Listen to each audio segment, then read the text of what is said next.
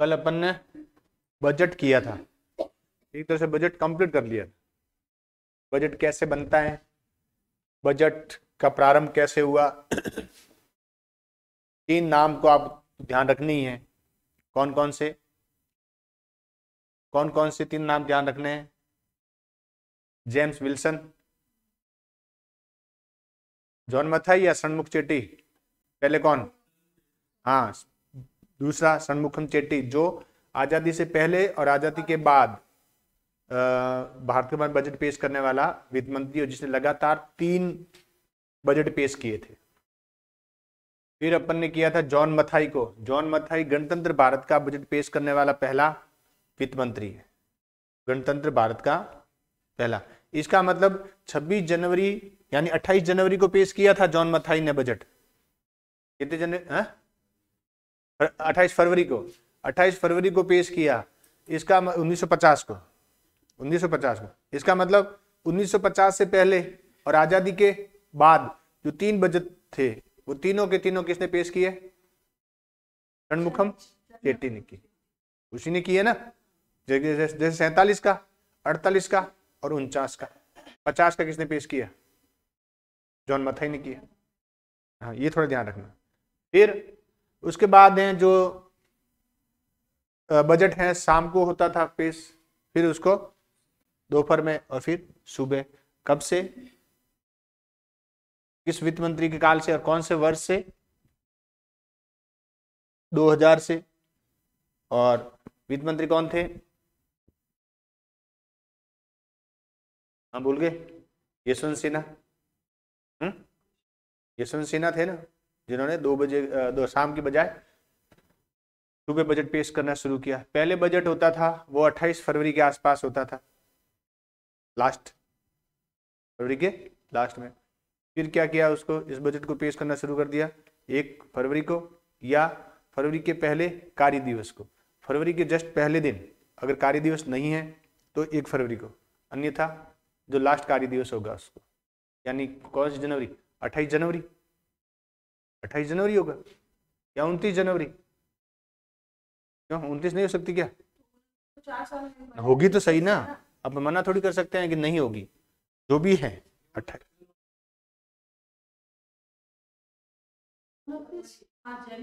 हाँ, इसीलिए तो कह रहा हूं, समझ गए। और इसके अलावा देखो, जो बजट है वो 1924 से लेकर के कब तक 2 होने लगे थे? रेलवे का बजट अलग और आम बजट अलग। 1924 में एकवर समिति की सिफारिश पर बजट पेश किया, रेलवे का बजट अलग है और आम बजट अलग कर दिया। 2017 से रेलवे का बजट और आम बजट दोनों को एक कर दिया, दोनों को एक, ये किया था। फिर अपन ने परंपरागत बजट किया, निष्पादन बजट किया, आउटकम बजट किया, जीरो बेस बजट किया और जेंडर बजटिंग की। ये बजट के प्रकार की। फिर बजट के निर्माण की प्रक्रिया की थी, बजट के निर्माण की प्रक्रिया की थी। जैसे सबसे पहले क्या होगा, बजट का सबसे पहला स्टेप क्या था? बजट का प्रस्तुतिकरण हुआ, पेश हुआ। पेश होगा तब वित्त मंत्री का भाषण होगा जिस पर कोई चर्चा या बहस नहीं होगी। उसके बाद उस चरण में और क्या था? हाँ, भाषण के 2 भाग थे। एक तो आर्थिक समीक्षा, यानी उसका जो भी पिछला हिसाब किताब बताना है कि हमने क्या क्या अचीव किया है, और एक कराधान के संबंध में कि हम कौन से कर लगा रहे हैं, कौन से हटा रहे हैं, कम कर रहे हैं, बढ़ा रहे हैं, घटा रहे हैं। वो एक चरण पूरा हो गया। उसके बाद दूसरे चरण में क्या होगा? बहस होगी। बहस के बाद लेखानुदान होगा। लेखानुदान के बाद, बहस के बाद समितियों को सौंपेंगे, समितियां उस पर चर्चा करेगी, रिपोर्ट देगी, और उसके बाद मतदान तो हो गया। मतदान होगा, मांगों कर मतदान, और मतदान के द्वारा मांगे पास कर दी गई तो क्या बन जाएगी? अनुदान बन जाएगी। और उसके बाद जैसे मांग मैं कोई विभाग का कोई मंत्रालय मेरे पास है और मेरे मंत्रालय के द्वारा मांगे की गई कि हमें इतना पैसा चाहिए, वो मैंने पूरा का पूरा, मतलब मैंने अपने विभाग का बजट पेश कर दिया कि इस विभाग को इतना पैसा चाहिए। अब वो मांग है, अब मांग पे चर्चा होगी, फिर मतदान होगा, जैसे ही पास हो गया वो अनुदान बन जाएगा, फिर धन विधेयक और वित्त विधेयक, ये सारे स्टेप पूरे हो गए। हर मांग का एक मतदान होगा, हर मांग का होगा।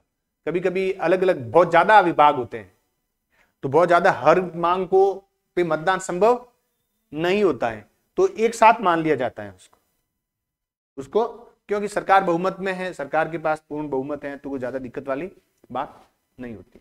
अब उसके बाद है ये बजट निर्माण की चरण, के बजट कैसे कैसे बनता है, वो बजट की प्रक्रिया थी लगभग वैसा ही है, ये थोड़ा सा चेंज होगा। देखो बजट भारत में अभी बजट का जो सत्र है वो 1 मार्च से लेकर के 1 अप्रैल से 1 मार्च से 1 अप्रैल से 1 अप्रैल से 31 मार्च तक होता है। हाँ, 1967 से पहले यानी 67 से पहले जो हमारा वित्तीय वर्ष होता था 1 मई से 31 अप्रैल तक होता था, ये थोड़ा ध्यान रखना है, इसको लिख लो। 1967 से पहले वित्तीय वर्ष 1 मई से 30 अप्रैल तक होता था।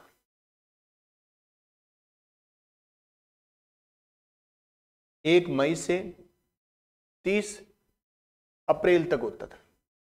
तो अब ये तो बात स्पष्ट हो ही गई कि इसके बाद ये हो गया, ये लिखने की जरूरत है क्या? अंडरस्टूड है। वर्तमान में है वो 67 से है, 67 से है। देखो कौन कौन से देशों में वित्तीय वर्ष 1 अप्रैल से शुरू होता है? Britain, Germany, Canada, Denmark, Iran, दक्षिण कोरिया, न्यूजीलैंड आदि देशों में वित्तीय वर्ष है वो कब शुरू होता है? 1 अप्रैल से शुरू होता है। जरूरत नहीं है। लेकिन अमेरिका, पाकिस्तान, ऑस्ट्रेलिया, इटली में 1 जुलाई से शुरू होता है। वो सारा का सारा उन पर डिपेंड करता है, उनका जो कृषि वर्ष है मानसून के आधार पर है।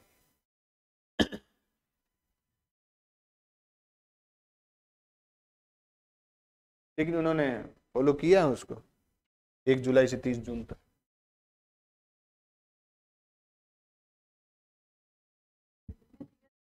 ये नहीं लिखने, ये ध्यान रखना है कि 1967 से पहले हमारा जो वित्तीय वर्ष था वो 1 मई से होता था, मजदूर दिवस से।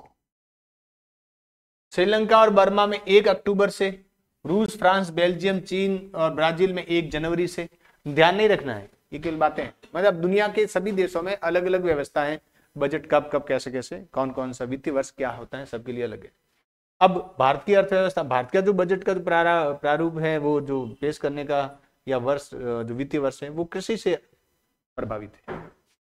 क्यों? क्योंकि हमारी फरवरी मार्च में हमारी रबी की फसलें आ जाती है, रबी की फसल आ जाती है, और फिर आगे हमारा जो मानसून मार्च अप्रैल मई में तो फिर मानसून आ ही जाता है। नहीं आता क्या? मई में मानसून का भारत के किसी न किसी क्षेत्र में मानसून का आगमन हो जाता है, इसलिए दोनों के बीच का माना बनाया गया है। अब ये सारी बातें हैं केवल ये, इसमें कुछ काम की चीजें हैं। देखो क्या कह रहे हैं, देखो वेलवी कमीशन है, ब्रिटिश काल में वेलवी कमीशन ने, चैम्बरलिन कमीशन ने और दीनसा वाचा के द्वारा 1921 में 1956 में राष्ट्रीय विकास परिषद द्वारा वित्तीय वर्ष में परिवर्तन करने की सिफारिश की थी, जो बाद में 1967 में वित्तीय वर्ष हुआ। तो एक लाइन नोट करके लिखो, वित्तीय वर्ष में परिवर्तन, वित्तीय वर्ष में परिवर्तन के संबंध में समितियां,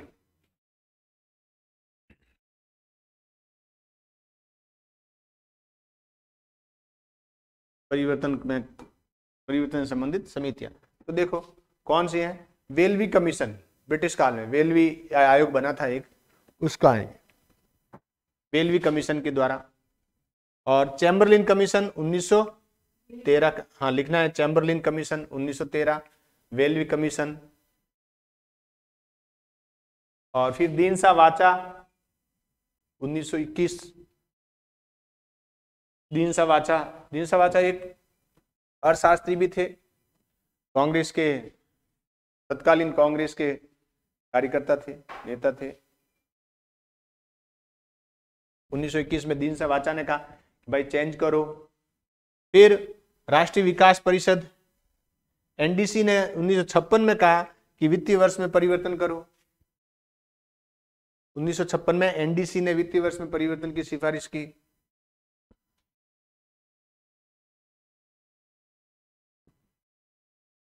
ध्यान रखने वाली बातें हैं, थोड़ा सा ध्यान लगा के मन लगा करोगे तो याद हो जाएगी सारी।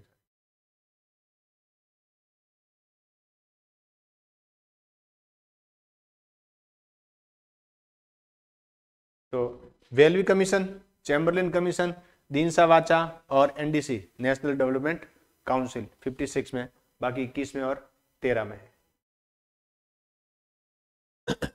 ये ध्यान रखने की जरूरत नहीं, आप मत करना, ये तो केवल बताने के लिए कि दुनिया में इसका ईयर का नहीं है। ये इससे पहले वेलवी आयोग बना था, ये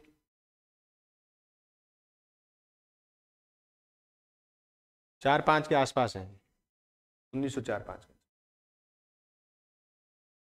अब बजट निर्माण के कितने चरण हैं?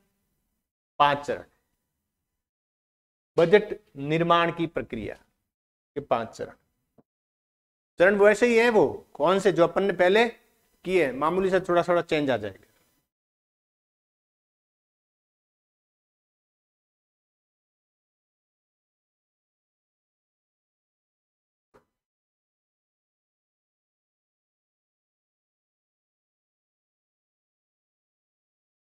पांच चरण है, तो एक एक चरण को लिखना नहीं है, आगे करेंगे तब हो जाएगा। 5 चरण है। देखो सबसे पहला चरण क्या है, देखो ज्यादा लिखना नहीं है। वित्त मंत्रालय के द्वारा नियंत्रक महालेखा परीक्षक, योजना आयोग व अन्य मंत्रालयों के सहयोग से बजट तैयार किया जाता है। अब योजना आयोग की जगह क्या हो गया? नीति आयोग। तो बजट निर्माण में कौन कौन सहयोग करता है? कौन कौन कर रहा है? वित्त मंत्रालय, नियंत्रक महालेखा परीक्षक है, नीति आयोग है, और सारे मंत्रालय, यानी अपन राजस्थान के सेटअप से देखें तो विभाग कह सकते हैं। राज्यों में विभाग होते हैं और केंद्र में मंत्रालय होते हैं। तो लिखो, देखो बजट कौन तैयार करता है? प्रथम चरण में हेडिंग डाल के लिखो, बजट तैयार करने वाली संस्थाएं लिख लो।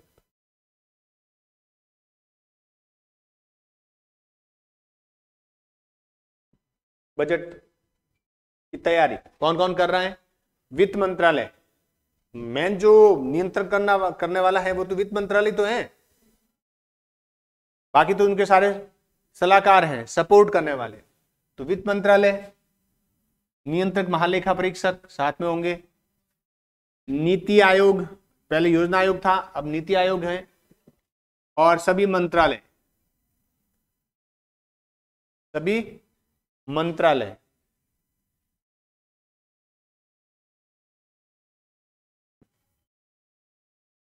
समझ गए? पूरी भाषा नहीं लिखनी है, मेन पॉइंट लिखने।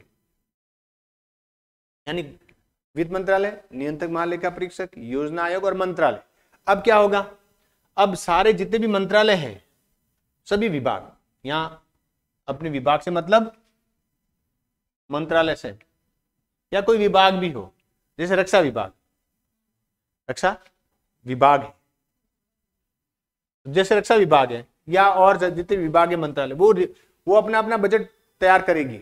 जैसे राज्यों में विभाग तैयार करते हैं, जैसे शिक्षा विभाग अपना बजट तैयार कर लिया, खान खनिज विभाग है, पशुपालन विभाग है, वन विभाग है, संस्कृति विभाग है, वो सारे विभाग राज्यों की बता रहा हूं। ठीक वैसे ही केंद्र में होगा, और वो अपना पूरा संपूर्ण आर्थिक विवरण पिछले साल का और आगामी वर्ष का तैयार करके किसको भेजेगा? वित्त मंत्रालय। दूसरा पॉइंट लिखो, आर्थिक विवरण तैयार कर वित्त मंत्रालय को भेजते हैं। आर्थिक विवरण तैयार कर वित्त मंत्रालय को भेजते हैं। किसको भेजा? वित्त मंत्रालय को भेजा। और योजना आयोग कोई काम नहीं करेगा। योजना आयोग, अब योजना आयोग वर्तमान में नहीं है, वर्तमान में योजना आयोग नहीं है, तो इसकी जगह अपन क्या करें? नीति आयोग है। इसमें नीति आयोग क्या काम करेगा? सलाहकारी संस्था के रूप में काम कर, एडवाइजरी बॉडी है ये, केवल सलाह देगा कि आपको क्या करना है, कैसे करना है। किसको? बजट निर्माण के दौरान, किसी विभाग को नहीं, किसको? वित्त मंत्रालय को सलाह देगा। और कैग क्या करेगा? लेखांकन का काम करेगा और आंकड़े एकत्रित करेगा। कैग है वो आंकड़े एकत्रित करे। तो इतना ही तो लिखना है। नीति आयोग सलाहकारी संस्था है। स्पीड बढ़ाओ, राइटिंग बढ़ाओ, अच्छी करो तो स्पीड बढ़ जाएगी अपने आप। योजना आयोग क्या, नीति आयोग क्या होगा? सलाहकारी संस्था होगा।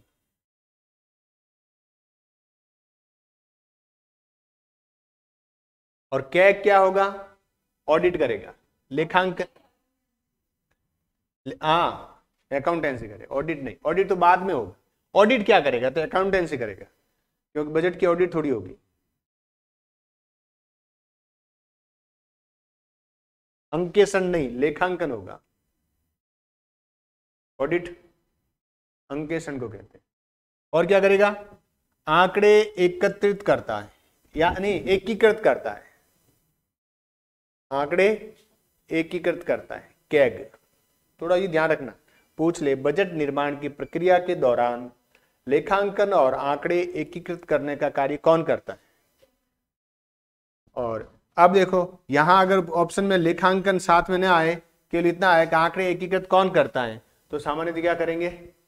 वित्त मंत्रालय को सही करेंगे, यही करेगा। यहां तक ये, इसका तो यही सोचेंगे कि ये तो ऑडिट का काम करता है, ये बजट निर्माण में भूमिका क्यों निभाएगा, जबकि ये बजट निर्माण में भूमिका निभाता है। इस चरण में क्या होता है? केवल खर्च के संबंध में आंकड़े एकत्रित किए जाते हैं। खर्च कितना हो रहा है वो सबसे पहले देखा जाता है। खर्च के संबंध में आंकड़े एकत्रित किए जाते हैं।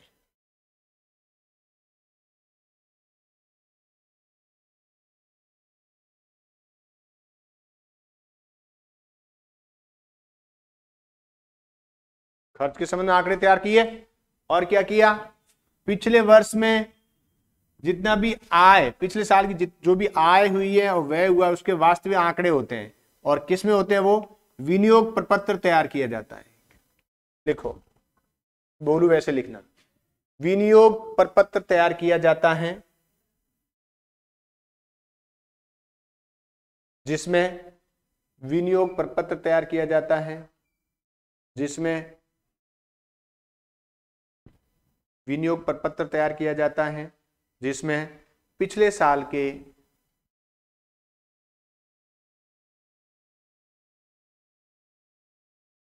आय व्यय के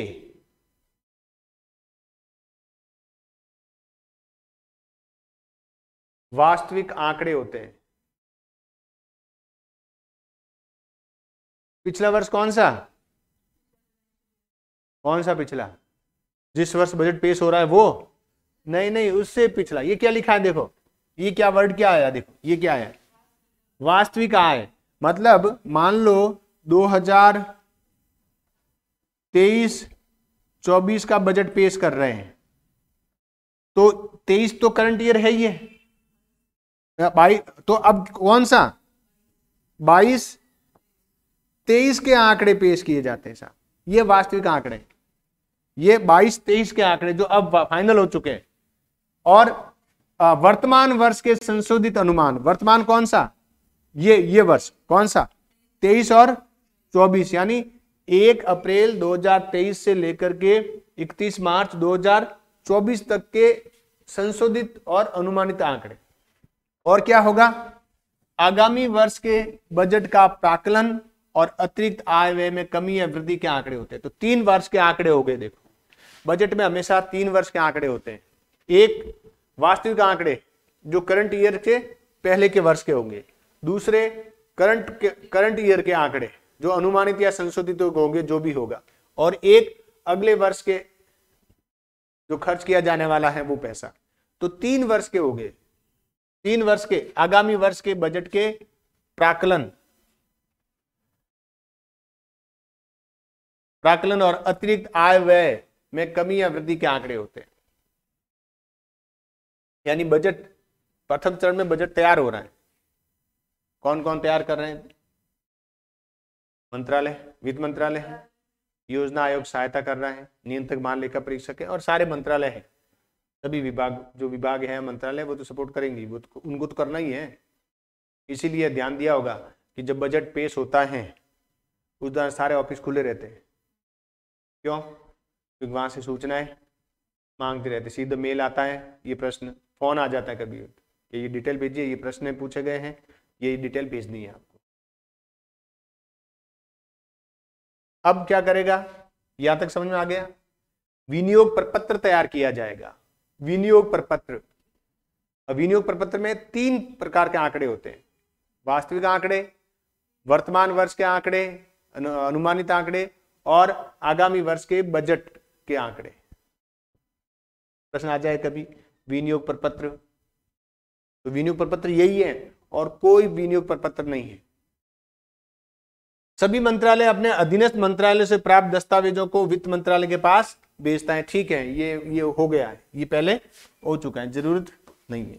सभी विभाग एक एक प्रपत्र नियंत्रक महालेखा परीक्षक के पास भेजता है कि भाई हमारा पिछले साल का वास्तविक आंकड़े ये हैं, वर्तमान ईयर के आंकड़े ये हैं, और आगामी वर्ष हम ये काम, ये खर्चा है हमारा, ये पूरी डिटेल। तभी तो फिर वो क्या करेगा, नियंत्रक महालेखा परीक्षक उनको हिसाब किताब दिखेगा। इसी को क्या कहते हैं, ऑडिट कहते हैं। वो देखेगा वहां थोड़ी सी गड़बड़ी पाई गई तो वो उसकी फिर जांच करेगा। इसी दौरान ये जो नियंत्रक महालेखा परीक्षक हैं, इसी दौरान संसद में पूरा रिपोर्ट पेश करता है। कौन?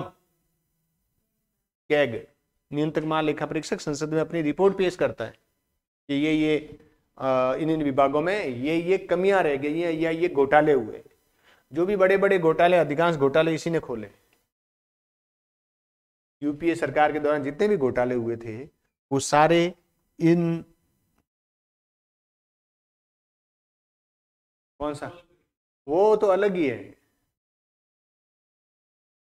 हाँ, देखा देखा देखा, कम से कम नाम तो सुना है ना आपने कि ईडी भी कोई होता है। ईडी भी कोई, हाँ, अभी तो बेचारा वो काम करने लगा, पहले तो गुलाम था वो, पहले तो चमचा था, अब वो काम करने लगा है। अब लगा कि हाँ, अब उनको भी लग रहा है कि हम काम कर रहे हैं। पहले कभी नाम सुना था क्या? कब कब मैंने नहीं सुना कभी नाम कि ईडी ने कहीं पर छापा डाला और इतने रुपए पकड़े हो। प्रवर्तन निदेशालय कौन सा? क्यों? ये भी इसका भी काम है। चलो ठीक है, भगवान भला करे सबका।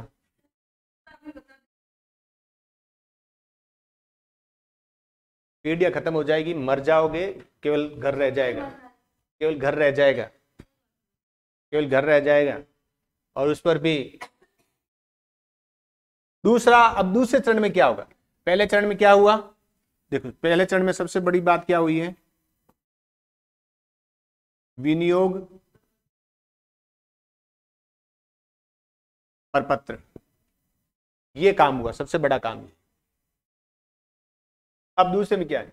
अब क्या होगा? वित्त मंत्रालय सभी विभागों से प्राप्त आंकड़ों को कहां भेजना है? देखो, मंत्री परिषद की अनुमति से इन्हें आय और व्यय के 2 प्रपत्रों में और वित्त मंत्री द्वारा फरवरी के अंतिम सप्ताह में लोकसभा में पेश किया जाता है। देखो कितनी बढ़िया बात कही गई है। देखो ये बजट है, क्या कहा? देखो, वित्त मंत्रालय ने सभी विभागों से जो आंकड़े प्राप्त किए, उन आंकड़ों को मंत्री परिषद की अनुमति से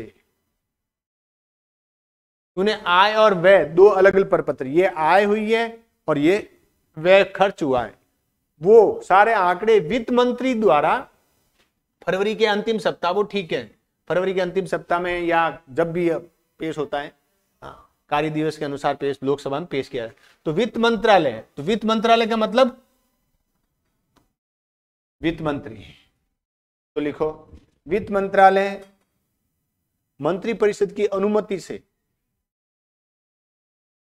वित्त मंत्रालय मंत्री परिषद की अनुमति से, वित्त मंत्रालय मंत्री परिषद की अनुमति से अनुमति से आय व्यय के विवरण को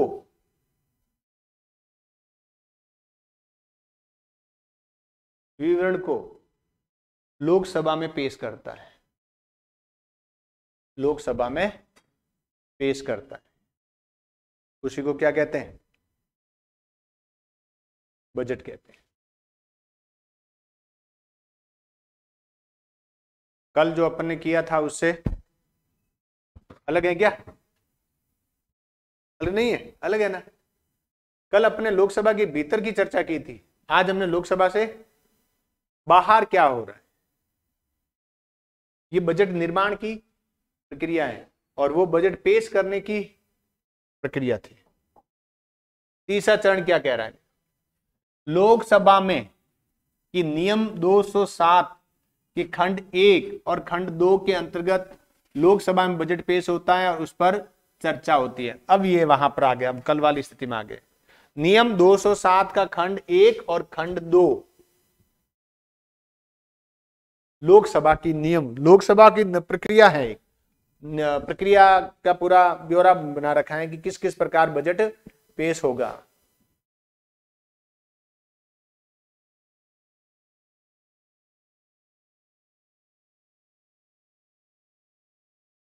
नियम कौन सा?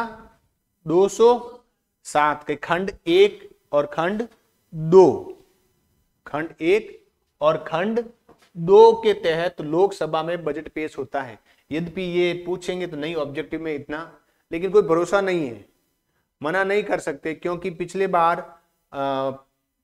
पीटीआई के एग्जाम में, सेकंड ग्रेड पीटीआई के एग्जाम में राजस्थान की विधानसभा के भीतर की जो प्रक्रिया है वो पूछी थी। विधानसभा के भीतर क्या प्रक्रिया चलती है, जब भी कोई अधिवेशन होता है तो अंदर की प्रक्रिया से 2-3 प्रश्न पूछे हुए इसमें पीटीआई के, सेकंड ग्रेड पीटीआई के पेपर में। और एक प्रश्न पूछा था, ये पंचायती राज प्रणाली में नियम 80 में है कोई ऐसा, 80 या 84 का है, एग्जैक्ट प्रश्न मुझे याद नहीं आ रहा है कि ये था निर्वाचन अधिकारी की शक्तियों से संबंधित कोई प्रश्न था। वो पूछा था कि कौन सी धारा में, कौन से नियम के तहत है, तो धारा पूछ ली,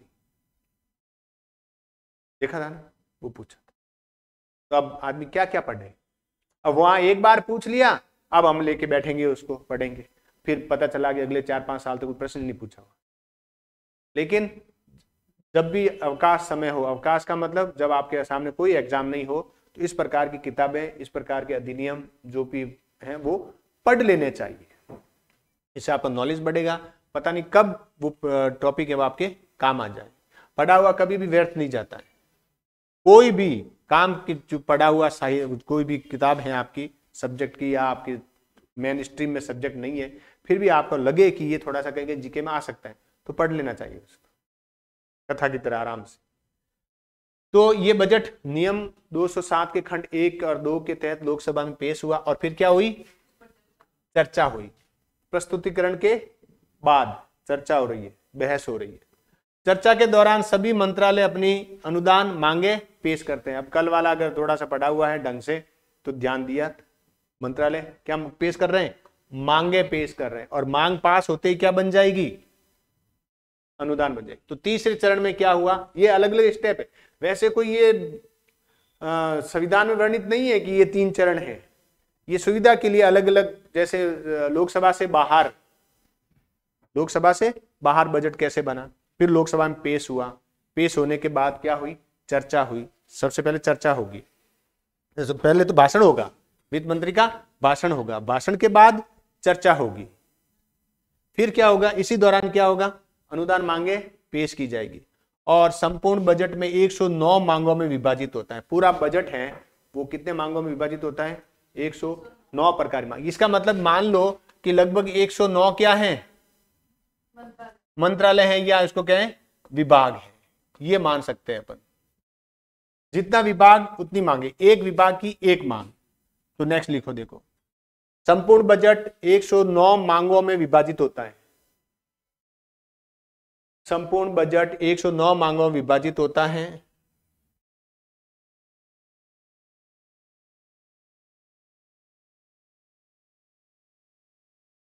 कितनी मांगों में? 109 मांगों में विभाजित होता है, जिसमें से 103 मांगे लोक खर्च से संबंधित होंगे, लोक व्यय से, और 6 मांगे होगी वो सुरक्षा से संबंधित होगी।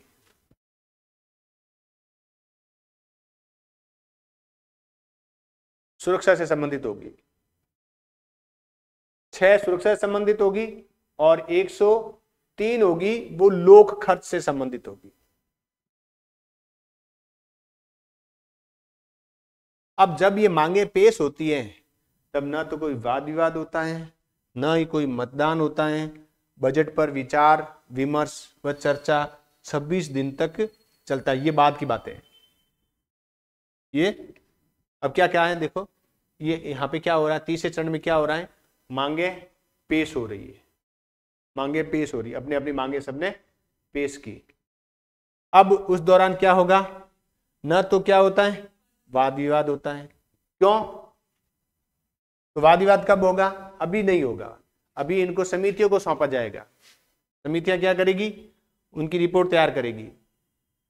समिति व्यवस्था अगर कल का आपको ध्यान दिया हो तो देखा था कि समितियों को सौंपा जाएगा।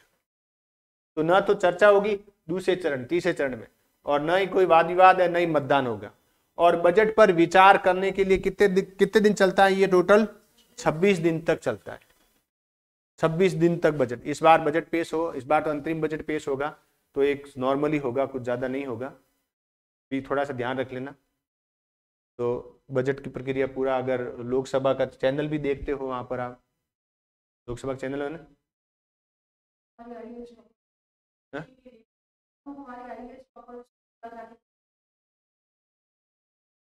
हाँ बहुत सारी चीजें स्पष्ट हो जाती है वहां से, बहुत ज्यादा, बहुत सारी चीजें स्पष्ट क्या हो जाती है, बिल्कुल क्लियर हो जाती है। अच्छा वो डाउट है वो क्लियर हो जाते हैं, जो सामाजिक किताब को पढ़ने से डाउट क्लियर नहीं होते हैं, क्योंकि वहां प्रैक्टिकली चीज बताई जा रही है। तो लिख लो, जब मांगे पेश होती हैं तो उस पर न तो विवाद होता है न मतदान होता है। जब मांगे पेश होती हैं तब न तो विवाद होता है, वाद विवाद होता है, और न ही मतदान होता है।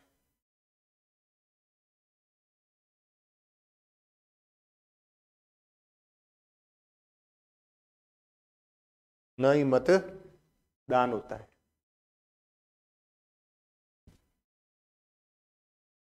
इस अवधि में विनियोजन विधेयक पास कर लिए जाते हैं। कौन सी अवधि? उन 26 दिन की अवधि की बात कर रहे हैं, तीसरे चरण में।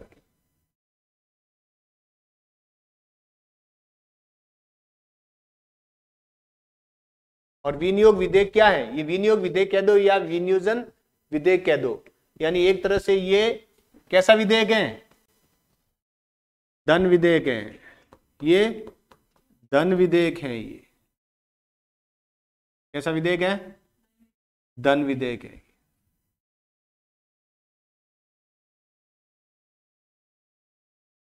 समझ गए? ये धन विधेयक है, और धन विधेयक से, इस विनियोग विधेयक से सरकार राजकोष से धन खर्च करने की शक्ति प्राप्त कर लेती है। समझ गए? धन विधेयक यानी विनियोग विधेयक और वित्त विधेयक दोनों लोकसभा राज्यसभा में भेजे जाते हैं। लोकसभा से पहले लोकसभा में होंगे और फिर कहां भेजे जाएंगे? राज्यसभा में, यानी दोनों में साथ में भेजे जाते हैं। लोकसभा में भी होता है ये पास और राज्यसभा में भी होता है। ये कल वाली बातें आ गई वापस। देखो ये विनियोजन विधेयक, समझ में नहीं आए तो पूछ लेना, दोबारा बता दूंगा। ये वित्त विधेयक,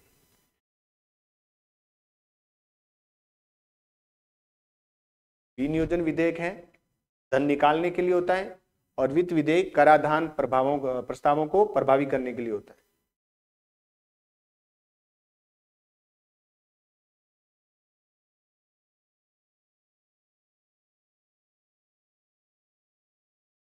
फिर उसको राष्ट्रपति की अनुमति के लिए भेजा जाता है।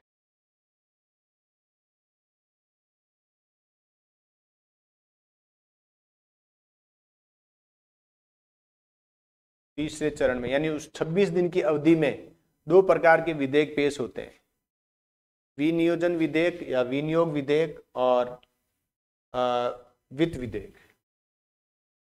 विनियोजन जो विधेयक होता है उसके माध्यम से सरकार संचित निधि से पैसा निकालने का अधिकार प्राप्त हो जाता है या संचित निधि से पैसा निकालती है।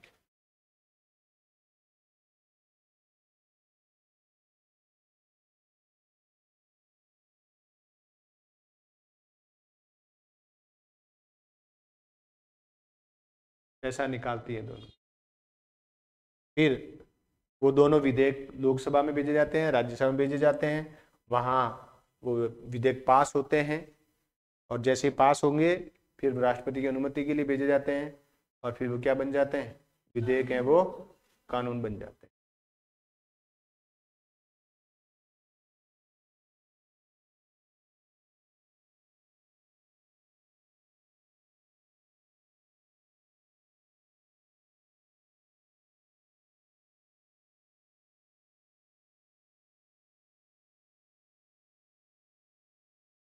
चौथा चरण में क्या होगा, इस चरण में जो विनियोग अधिनियम के अंतर्गत बजट का कार्यान्वयन शुरू होता है। जैसे विनियोग विधेयक पास हो गया, राष्ट्रपति ने अनुमति दे दी, अब वो क्या होगा, विभागों में प्रभावी होगा, कार्यान्वयन होगा। और क्या होगा, इसमें वित्तीय स्रोतों का एकत्रीकरण होता है। इन पॉइंटों को लिखो।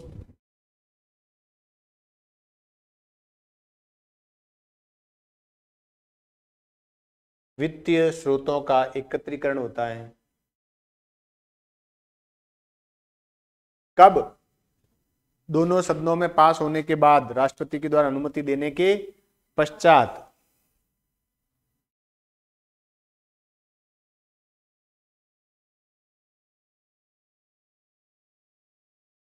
संसाधनों का संरक्षण, वित्तीय संसाधनों का विवरण तैयार किया जाता है। संसाधनों का संरक्षण, वित्तीय संसाधनों का विवरण,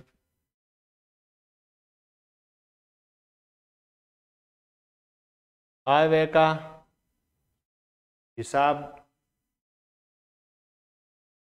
बजट पेश होने के बाद, बनने के बाद होगा ये आय व्यय का हिसाब, और फिर उनका क्या होता है, अकाउंटिंग होती है, उनको रिकॉर्ड किया जाता है।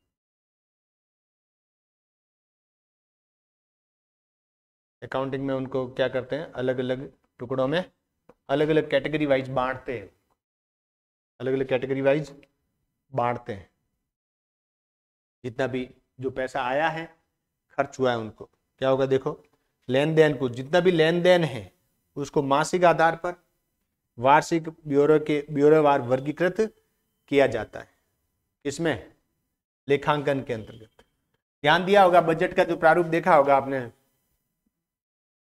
केंद्र सरकार का जो बजट होता है वो लगभग 400 पेज का होता है, 400 प्लस ही होता है पेज। उसमें अलग अलग लेनदारियां, देनदारियां, पूरा टेबल वगैरह फॉर्म में अलग अलग दिया जाता है कि ये आय का है, ये व्यय का है।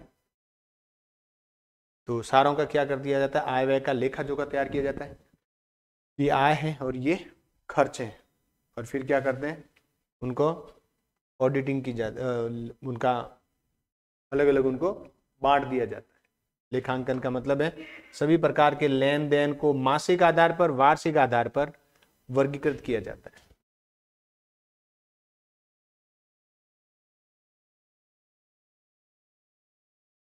तो राज्यवार बजट भी तो होगा ना, विभाग मंत्रालय कहाँ जाएंगे, राज्यों में ही तो हैं।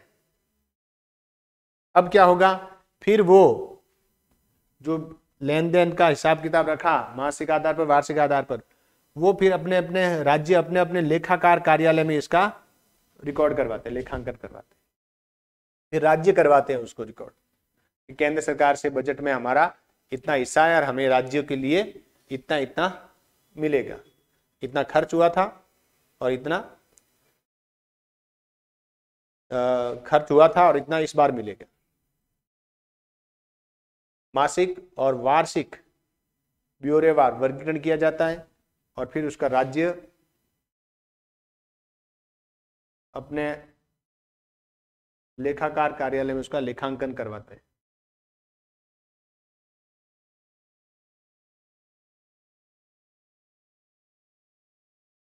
लेखांकन करवाते हैं। आगे समझ में?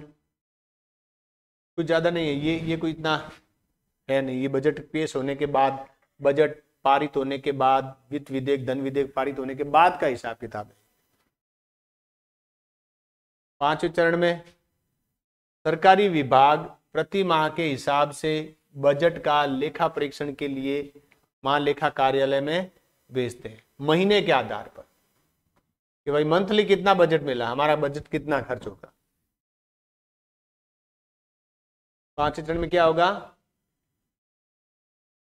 प्रति माह के हिसाब से बजट का लेखा परीक्षण के लिए कि एक महीने का बजट कितना है, उसका लेखा परीक्षण करने के लिए महालेखा कार्यालय में भेजा जाता है। महालेखाकार के कार्यालय में भेजते हैं।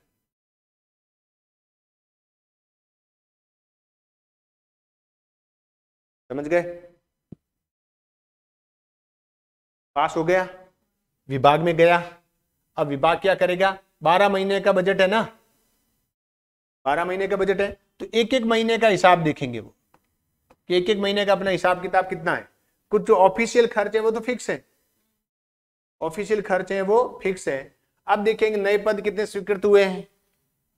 नए पद स्वीकृत हुए हैं ना वित्त विभाग के द्वारा, तो बजट में शामिल होंगे वो। अगर कोई नए पद स्वीकृत हुए हैं या कोई नई भर्ती किसी विभाग में डिक्लेयर हुई है और वित्त विभाग ने उसको अनुमति दे रखी है, वित्त विभाग ने अनुमति देने के बाद ही कभी जब भी कोई भर्ती निकलती है तो भर्ती प्रशासनिक और वित्त विभाग की अनुमति से होती है, दोनों विभागों से अनुमति मिलने के बाद डिक्लेयर होती है। तो उसका पैसा भी आ गया उनके पास, तो देखेंगे कितना पैसा, ये किस मद से आया। अलग अलग क्या देखेंगे वो? मद देखेंगे। मद का मतलब आइटम, कि स्टेशनरी खर्च कितना है, वेतन खर्च कितना है, अन्य खर्च कितना है, मेंटेनेंस का खर्च कितना है, नया कोई पद क्रिएट किया गया है तो उसका खर्च कितना है। ये ऑफिस का है। बाकी जो विकास कार्य होते हैं वो अलग अलग होते हैं। जैसे पीडब्ल्यूडी का ले लो, सार्वजनिक निर्माण विभाग का ले लो, सड़कें बना रहा है तो कितनी ग्रेवल सड़कें बनानी है, कितनी डामर सड़कें बनानी है, कितनी सड़कों मेंटेन वापस मरम्मत करवानी है, सड़कों के ऊपर वो नालियां वगैरह वो सही करवानी है, अंडर ब्रिज बनाने हैं, जैसे पुल के नीचे से ये रेल ट्रैक के नीचे से अंडर ब्रिज होते हैं ना, जो नाले, ब्रिज नहीं नाले बनाने हैं, तो उनका अलग अलग यही पैसे इतने आए। लेखांकन के बाद समस्त वार्षिक लेखा 4 भागों में विभाजित किया जाता। अब लास्ट में इसको 4 भागों में विभाजित कर दिया कि भाई कौन कौन से पैसे, जैसे राजस्व खाता, पूंजीगत खाता, ऋण खाता और दूरस्थ प्राप्तियां। ये प्राप्तियां हैं सारी के सारी, ये खाते हैं जिसमें राजस्व खाता रेवेन्यू यानी कर और से प्राप्त होनी, पूंजीगत खाता कोई संपत्ति बेची है, ऋण खाता उधार लेने से जो प्राप्त हुआ है वो पैसा किस खाते में जमा है वो, और दूरस्थ प्राप्तियां अन्य जो प्राप्ति हुई है वो प्राप्तियां हो जाएगी। विदेशों से प्राप्त है, विदेशों से ऋण प्राप्ति है। तो लेखांकन के बाद पूरा जो वार्षिक लेखा है उसको 4 विभागों में बांटा जाता है। कितने विभागों में बांटा जाता है? 4 भागों में बांटा जाता है।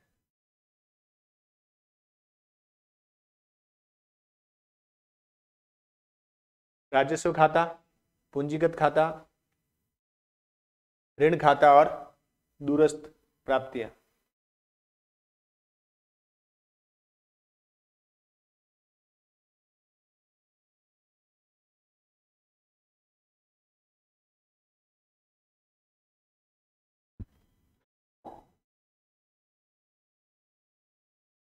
बजट के अवयव या अंग कह सकते हैं, सार्वजनिक आय और सार्वजनिक व्यय,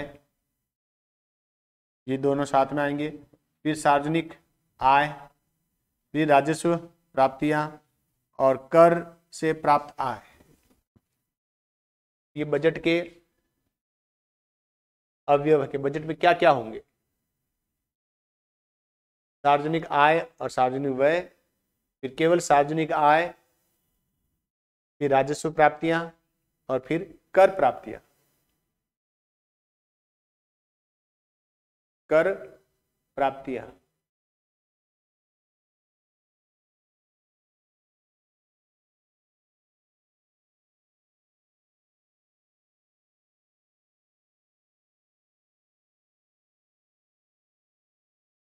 ये बजट के क्या है, अवयव है।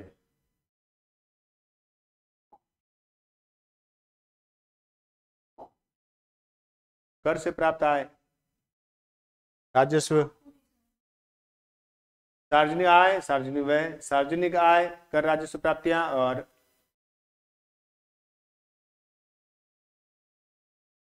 कर से आय। अब राजस्व खर्च और पूंजीगत खर्च में अंतर क्या है, ये थोड़ा ध्यान रखना है, ये मेंस में भी पूछ लिया जाता है कि राजस्व खर्च कौन सा होगा और पूंजीगत खर्च कौन सा होगा। समझने वाला है, बिल्कुल समझने वाला है, रटने वाला कुछ भी नहीं होता है।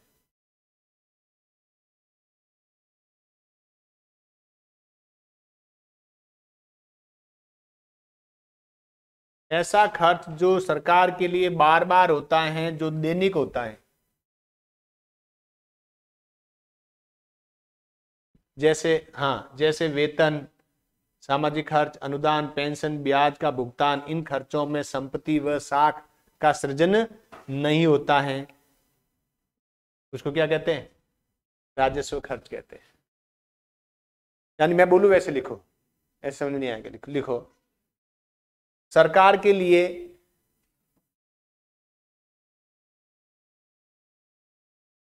दैनिक या बार बार होने वाला खर्च जो रोज होता है, दैनिक या बार बार होने वाला खर्च, जैसे वेतन, हमेशा ही है, कंटिन्यू है वेतन। कुछ कुछ देखो जो आपको पता है, ब्याज का भुगतान, ब्याज का आपने उधार लिया है तो ब्याज देना ही पड़ेगा, तो ब्याज देने से कोई आय प्राप्त हुई क्या, नहीं हुई। पेंशन,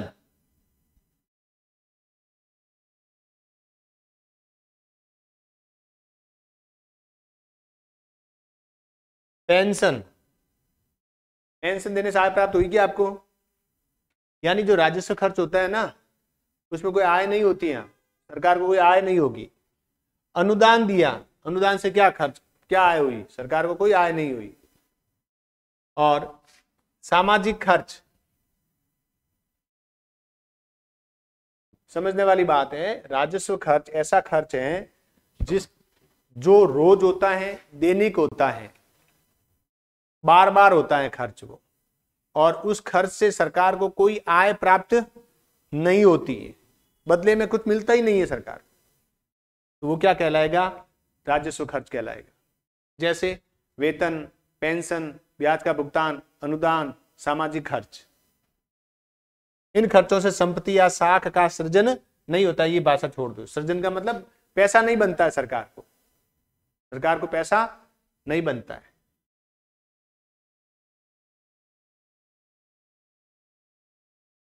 इसके विपरीत पूंजीगत खर्च है, वो एक बार होता है, एक बार होता है। जैसे सड़क बना दी, टोल टैक्स मिला, सड़क बना दी, एक बार बना दी, बढ़िया मजबूत सड़क बना दी, अब आप टोल टैक्स वसूलते रहो वहां से। जैसे सड़क का निर्माण एक बार हुआ, क्या साल में रोज होगा क्या, रेल बांध का निर्माण, अस्पताल का निर्माण,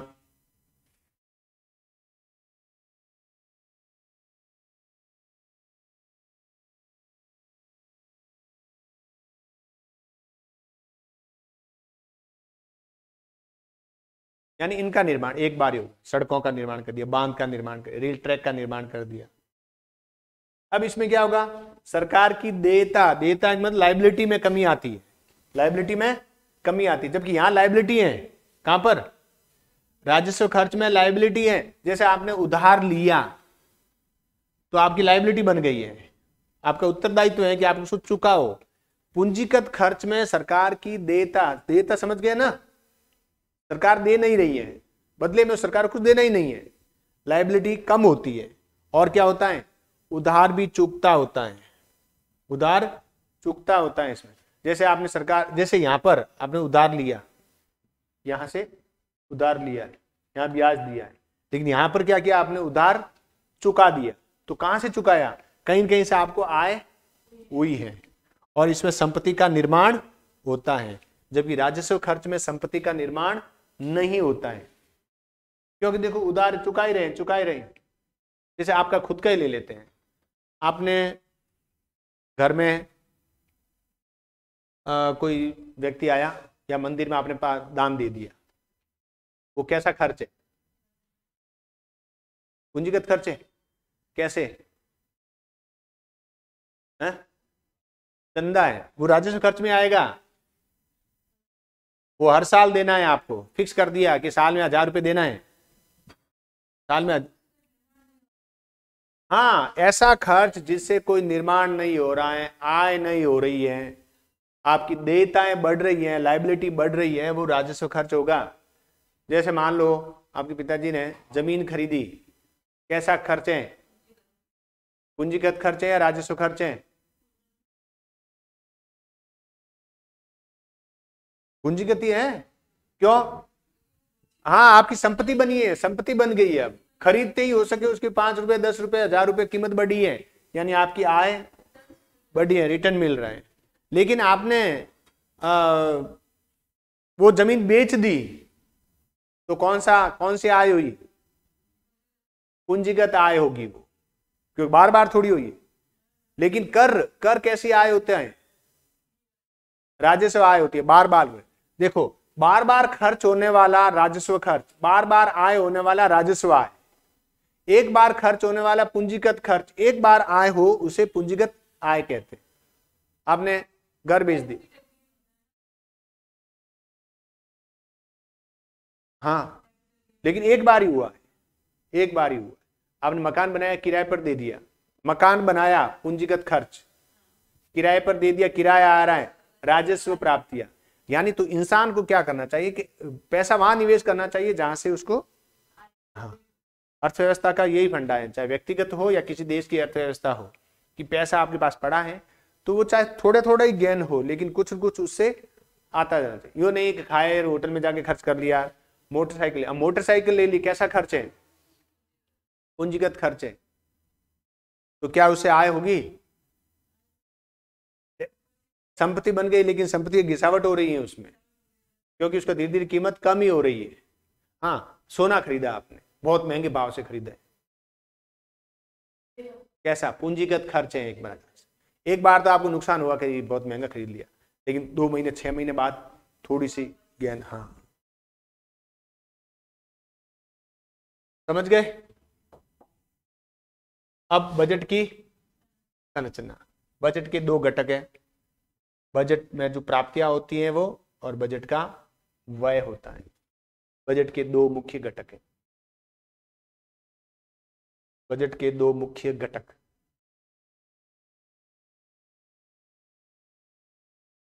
बजट प्राप्तियां, बजट व्यय।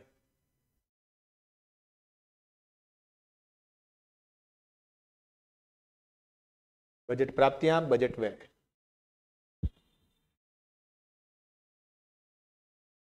बजट तो अपने किया था ना, बजट में 2 अलग अलग प्रारूप तैयार किए जाते, विवरण प्रपत्र तैयार किए जाते, एक प्राप्तियां हैं और एक खर्च है।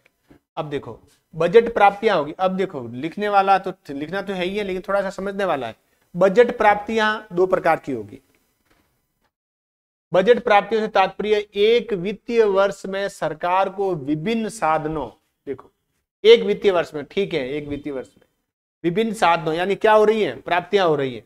तो प्राप्तियां कहां से होगी, सरकार के आय के अलग अलग स्रोतों से होगी। तो विभिन्न साधनों से प्राप्त होने वाली अनुमानित मौद्रिक आय, मौद्रिक आय मतलब पैसों के रूप में प्राप्त हुई है, मौद्रिक आय है। और बजट प्राप्तियों को 2 भागों में बांटा जाता है, ठीक है, ये 2 भागों में बांटा हुआ है नीचे। तो ये क्या है, बजट प्राप्तियां क्या है, मौद्रिक और अनुमानित आय। अनुमानित मौद्रिक आय। कैसी आय है? अनुमानित मौद्रिक आय है। समझ गए?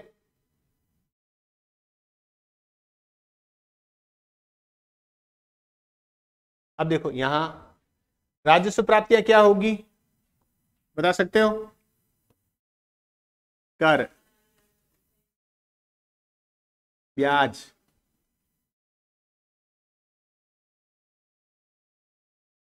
जो हाँ जो आपको रेगुलर हर महीने रोज कुछ न आय होती है। पूंजीगत प्राप्तियां क्या होगी? संपत्ति के बेचने से जो प्राप्त हो, बेचने से प्राप्त। सरकार ने क्या किया, उद्योगों में विनिवेश की नीति अपना दी, हम इसमें निवेश नहीं करेंगे। तो कि कौन करेगा? कि निजी हाथ में दे रहे हैं। तो क्या निजी हाथ में दे रहे हो कि इसमें जो निवेश करना है वो आपका है, मैनेजमेंट हमारा है। तो अब क्या हुआ, उसके बदले में सरकार को कुछ पैसा प्राप्त हुआ, उसके बदले में सरकार ने उस कंपनी से पैसा ले लिया। तो अब क्या हुआ, यद्यपि आय तो हो रही है सरकार को, लेकिन वो कम हो रही है। हो सकता है कम हो रही हो और हो सकता है बढ़ गई हो आय। क्यों? क्योंकि पहले वो कंपनी बिल्कुल घाटे में थी। तो राजस्व प्राप्तियां जो रोज होती है, पूंजीगत प्राप्तियां जो कभी कभी या समय समय पर होती है। आगे देखो, राजस्व प्राप्तियां वे प्राप्तियां जिससे सरकार की परिसंपत्ति में कोई कमी नहीं आती है। आई बात समझ में? परिसंपत्ति में कमी नहीं आती है। सरकार को आयकर प्राप्त हो रहा है, जीएसटी से विभिन्न प्रकार के कर प्राप्त हो रहे हैं, कस्टम ड्यूटी से प्राप्त हो रही है, चुंगी प्राप्त हो रही है, टोल टैक्स प्राप्त हो रहा है, कस्टम से हो रहा है, मनोरंजन कर से प्राप्त आय हो रही है, संपत्ति शुल्क से हो रही है, निगम कर से प्राप्त आय हो रही है। ये सारी किसमें, मतलब राज्य सरकार का या सरकार का आय का वह स्रोत जिससे उसकी संपत्ति में कमी नहीं होती है। जैसे आप व्यक्ति का ही ले लेते हैं, एक व्यक्ति का आय के वो उधार देता है, पैसे बैंक में जमा करवा रहा है, एफडी करवा रहा है, लोगों को उधार दे रहा है। तो उससे जो आय हुई वो कैसी आय होगी? राजस्व आय। क्यों? क्योंकि उसकी संपत्ति में कोई कमी नहीं आ रही है। इसके विपरीत उसने क्या किया, अपना एक दुकान थी वो बेच दी, दुकान किराए पे दी, राजस्व आय। बेच दी, वो पूंजीगत आय। राजस्व आय में कोई देयता उत्पन्न नहीं होती है, देयता यानी लायबिलिटी उत्पन्न नहीं होती है राजस्व आय। राजस्व आय से, राजस्व प्राप्तियों से सरकार की लायबिलिटी में वृद्धि नहीं होती है, लायबिलिटी उत्पन्न नहीं होती है, क्योंकि दायित्व तो कुछ है ही नहीं। मैंने तो किराए पे दुकान दी, घर किराए पे दिया, उससे आय हो रही है। देयता, लायबिलिटी उत्पन्न नहीं होती है। जबकि राजस्व पूंजीगत प्राप्तियों में लायबिलिटी उत्पन्न होती है। उधार लिया क्या है, पूंजीगत है या राजस्व प्राप्तियां हैं? उधार लिया पूंजीगत प्राप्तियां हैं। कैसे? कि उसमें आपने ब्याज देना है, तो लायबिलिटी उत्पन्न हो गई। आप रोज थोड़ी लेंगे उधार, कभी कभी लेंगे, साल में एक बार दो बार। अब राजस्व प्राप्तियों के घटक यानी राजस्व हमें कैसे कैसे प्राप्त होता है, किन किन से प्राप्त होता है? कर प्राप्तियां और गैर कर प्राप्तियां, दो प्रकार। यानी करों से जो आय होती है और गैर करों से आय जो होती है। जैसे देखो, करों से तो सभी प्रकार के कर आ गए, ये दो बार नहीं लिखना, ये ऐसे लिख दिया यहां पर। कर प्राप्तियां और गैर कर प्राप्तियां, सभी प्रकार के कर शामिल होते हैं इसमें। और करों से अलावा जो आय होती है वो गैर कर प्राप्तियां होती है। करों से अलावा जो आय होती है वो गैर कर प्राप्तियां होती है। जैसे लाइसेंस, परमिट, फीस, स्टाम्प शुल्क, यानी करों से भिन्न प्राप्त। और ये रेगुलर हो रही है। ये जो प्राप्तियां होती हैं गैर कर राजस्व प्राप्तियां, ये रेगुलर हो रही हैं, और कर प्राप्तियां में ये भी रेगुलर हो रही है। तो राजस्व प्राप्तियां दो प्रकार की, करों से और गैर करों से। परमिट और फीस अलग है, अंतर है। क्या अंतर है? क्या अंतर है? एक तो गाड़ी का लाइसेंस होता है, हाँ राशन कार्ड पे लिखते हैं परमिट। हाँ, वो तो वो परमिशन है तो कि आपको रियायती दर पर अनाज मिलेगा, रियायती दर पर अनाज मिलेगा। गाड़ी का क्या है? गाड़ी चलाने के लिए आपने क्या बनाया? लाइसेंस बनाया, परमिशन चाहिए। तो परमिशन के बदले क्या मिलेगी? आपको फीस मिलेगी। ये अंतर है, समझ गया? ये देखो वापस देखो, तो यहाँ पे नहीं देखना। दो प्रकार राजस्व प्राप्तियां, वे प्राप्तियां जो सरकार को नियमित रूप से होती है, जिससे संपत्तियों का सृजन होता है, धन का निर्माण होता है, उससे देयताएं नहीं बढ़ती है, देयताएं शून्य होती है, देयताएं शून्य होती है। लेकिन राजस्व प्राप्तियां तभी होगी जब हमने पूंजीगत खर्च किया है। कभी कभी बिना पूंजीगत खर्च किए क्या राजस्व प्राप्तियां होगी? क्या नहीं होगी। कि कैसे? तो कि हमने मकान बनाया, पूंजीगत खर्च हुआ, अब मकान को किराए पर दे दिया, राजस्व प्राप्तियां हुई। ये ध्यान रखना, पूंजीगत खर्च होने के बाद ही राजस्व प्राप्तियां होती है, ये समझने के लिए। अब और क्या इसमें देयताएं उत्पन्न नहीं होती है, और ये दो प्रकार की होती है, करों से प्राप्त और गैर करों से प्राप्त। करों में जो सारे कर आ गए, गैर कर में जितने भी, जैसे आप कोर्ट में जाते हो, स्टाम्प खरीदते हो, वो क्या है? गैर राजस्व, गैर कर है, गैर कर है। मकान का रजिस्ट्रेशन करवाया, गैर कर है। मकान के लिए आपने पट्टा बनवाया, उससे जो खर्चा पैसा दिया है, वो क्या है? गैर कर राजस्व प्राप्ति है।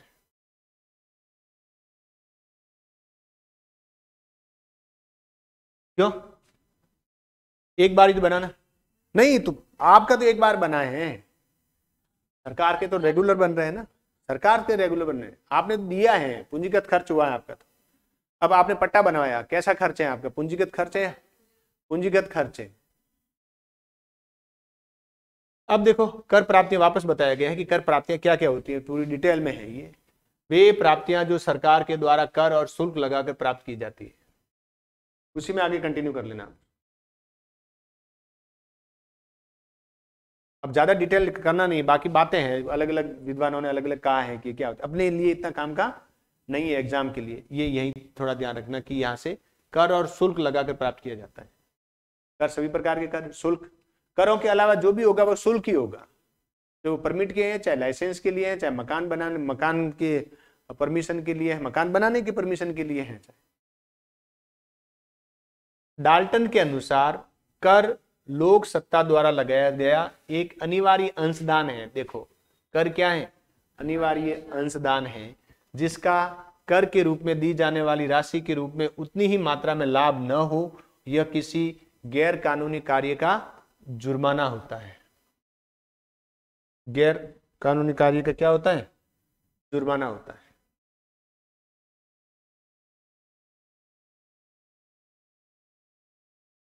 समझ गए?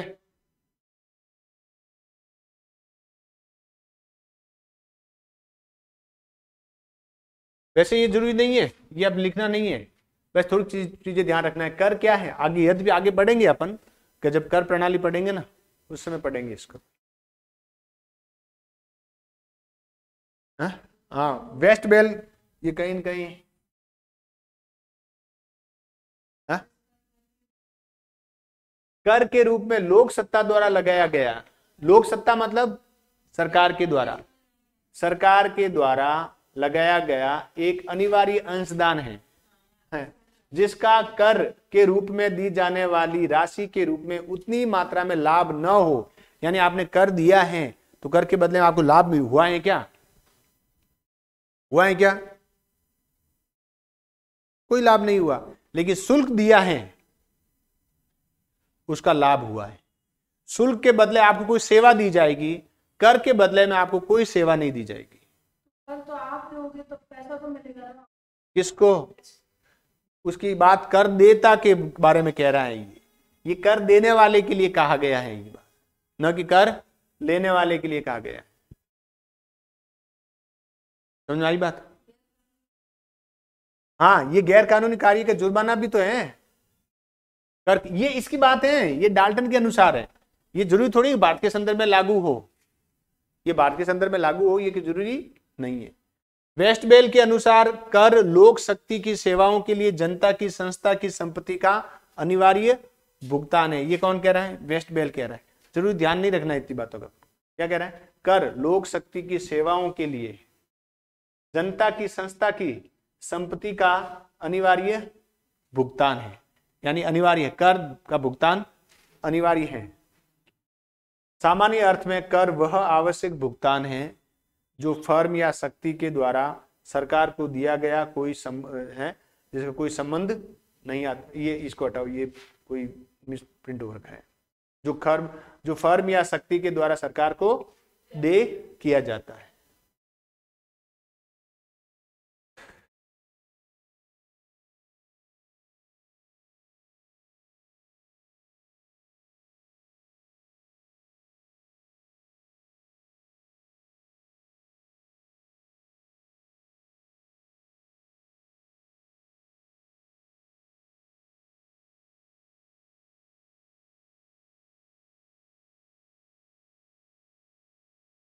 तो कर क्या होता है?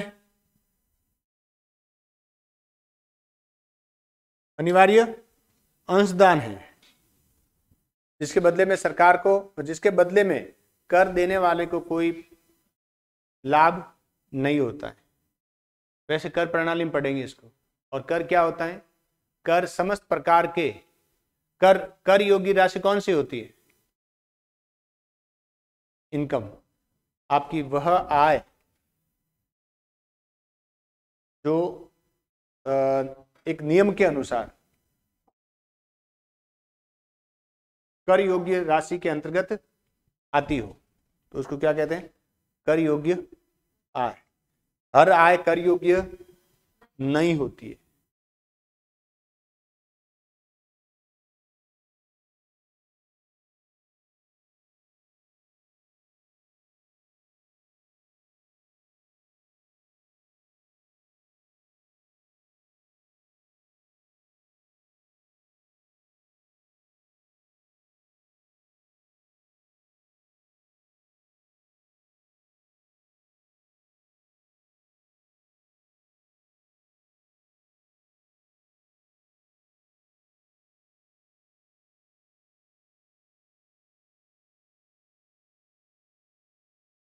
कर की विशेषताएं क्या है? देखो, करदाता को कर के भुगतान के बदले सरकार से कोई लाभ प्राप्त नहीं होता है। ये कर की विशेषता है। करदाता ने कर भुगतान किया, बदले में क्या मिला? कुछ नहीं मिला। बदले में कुछ नहीं मिला। बस ये अधिकार मिल गया कि कर भुगतान करने के बाद जो शेष धन पड़ा है वो अपनी मर्जी आए जैसे खर्च कर सकता है। ये अधिकार मिल गया उसको। यानी करदाता को कर के बदले में सरकार से कोई लाभ प्राप्त नहीं होता है। सीधा लाभ नहीं है, इनडायरेक्ट लाभ। इनडायरेक्ट लाभ तो क्या, उसको अधिकार मिल जाता है कि अब वो राशि खर्च कर सकता है।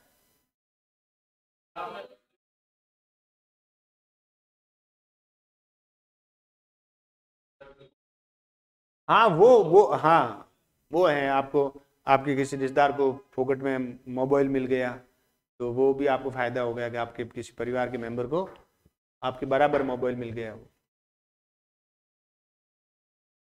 तो है ही है, निर्णय ही ऐसा था ये।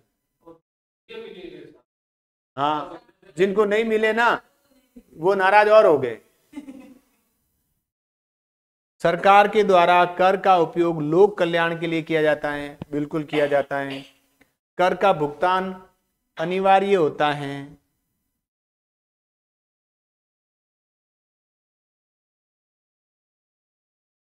कर का भुगतान अनिवार्य होता है। और देखो, कर का भुगतान करदाता के लिए बिना प्रतिफल का त्याग होता है। ये यही बात की जा रही है, ये वाली है ना बात, ये वाली। इसी को यहां वापस दूसरी तरीके से कहा गया। कर सेवा का मूल्य नहीं है। कर है वो सेवा का मूल्य नहीं है।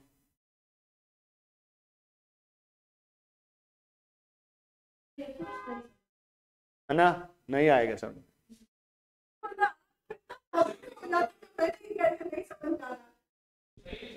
समझने वाला, रियल बता रहा हूं, इसमें समझने वाले मतलब खाली आपको थोड़े से मतलब भाषा में क्यों जा रहे हो? इसीलिए तो मैं भाषा लिखाने की मना ही तो कर रहा हूं, क्योंकि मैं बताऊं वैसे करना है। बाकी ये अभी देखो, ये बिना प्रतिफल का त्याग है। अब आपकी ये समझ में नहीं आ रहा है, इसका मतलब हिंदी कमजोर है, हिंदी कमजोर है। प्रतिफल का त्याग है यानी ऐसा त्याग है जिसके बदले में आपको कोई फल नहीं मिला। सीधा ऐसा त्याग जिसके बदले में आपको कोई फल नहीं, बस ये बात वाली यही की गई। लोक कल्याण के लिए किया जाता है। अरे जो टैक्स प्राप्त होगा उसका क्या करेंगे? लोक कल्याण के लिए सड़क बन रही है, अस्पताल बन रहे हैं, स्कूलें बन रही हैं, विद्यालय बन रहे हैं, सामुदायिक भवन बन रहे हैं, निःशुल्क दवाइयां मिल रही है आपको, चिरंजीवी योजना में आपको फोकट में इलाज हो रहा है, उज्ज्वला योजना में प्रधानमंत्री जो श्री दामोदर मोदी है वो आपको सिलेंडर दे रहे हैं 500 रुपए में। और क्या चाहिए? किट मिल रहे हैं, खाद्यान्न किट मिल रहे हैं, किसानों को 2-2 हजार रुपए का अनुदान किसान निधि में से पैसे मिल रहे हैं आपको, है अनुदान पर आपको जो मिल रहा है ये खाद्यान्न ये मिल रहा है, खाद उर्वरक मिल रहे हैं आपको। और क्या? ये सारा कहां से आया? सरकार के पास कोई पेड़ थोड़ी है, गए बजट से पहले झंझड़ा और रुपए के नोट बिखर के। हाँ तो और कौन है? कितनी बढ़िया योजना फोकट के। सीधी सी बात है, आराम के खाने की आदत पड़ चुकी है कि एक भारत के एक जनसंख्या जो जनता का एक वर्ग को, जो बहुत बड़ा वर्ग है, और ये उनको समझ में कहां आ रहा है?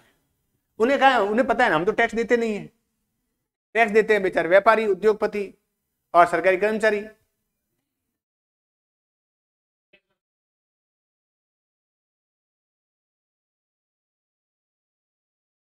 कितना? कैसे?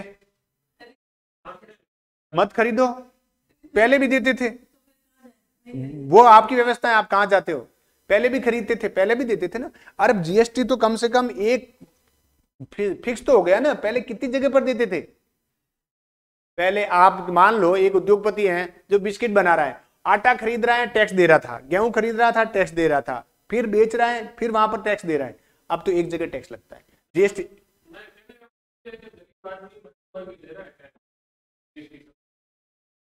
मैं तो बहुत ज्यादा दे रहा हूं ना। तो आप तो उसकी समर्थन कर तो लीजिए। नहीं मुझे, मैं तो कह रहा हूं मेरा देश सुरक्षित है, चाहे मैं बर्बाद हो जाऊं। हाँ, बाद में बहुत दुख होगा आपका कि 12 महीने काम करते हैं, वेतन 1 महीने का ही मिलता है, 1 महीने जितना टैक्स में चला जाता है, 11 महीने। चलो जो भी है,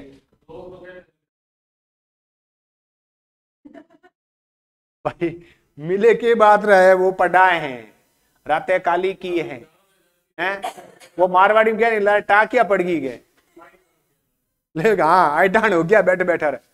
लोग ये भी कहते हैं तो कि वो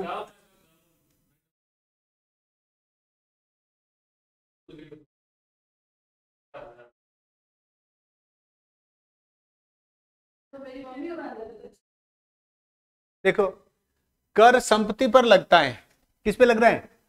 संपत्ति। और भुगतान कौन कर रहा है? व्यक्ति कर रहा है, तो व्यक्ति करेगा, वही करेगा। कर भुगतान करना व्यक्ति का कर्तव्य है, जिसका भुगतान नहीं करने पर कानूनी अपराध है। और कर वैधानिक सत्ता के द्वारा लगाए जाते हैं, सरकार के द्वारा लगाया जाता है। किसके द्वारा लगाया जाता है? सरकार के द्वारा लगाया जाता है।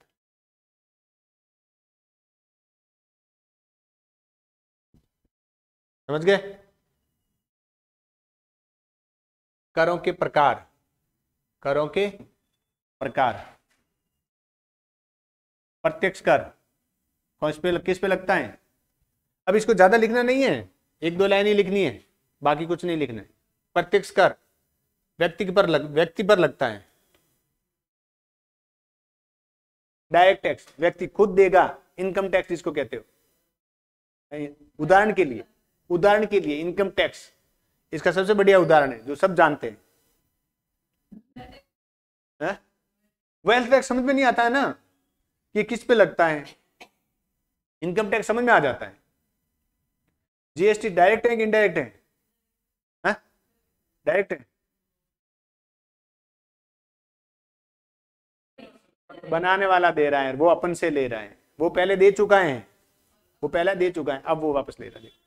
व्यक्ति द्वारा भुगतान किया जाता है, जिसको टाल नहीं सकता, टालते ही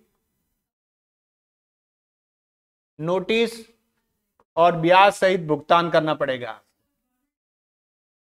सबको, सबको, जो भी एक बार जो भी टैक्स दे रहा है सबको।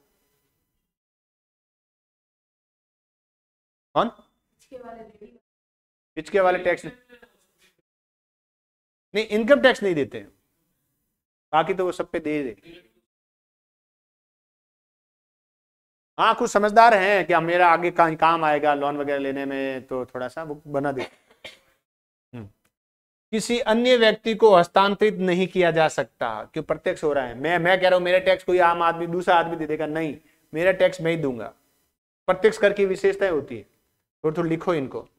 व्यक्ति द्वारा भुगतान किया जाता है, पॉइंट वाइज लिखना शॉर्ट में। व्यक्ति द्वारा भुगतान किया जाता है, हस्तांतरित नहीं किया जा सकता, हस्तांतरित नहीं किया जा सकता।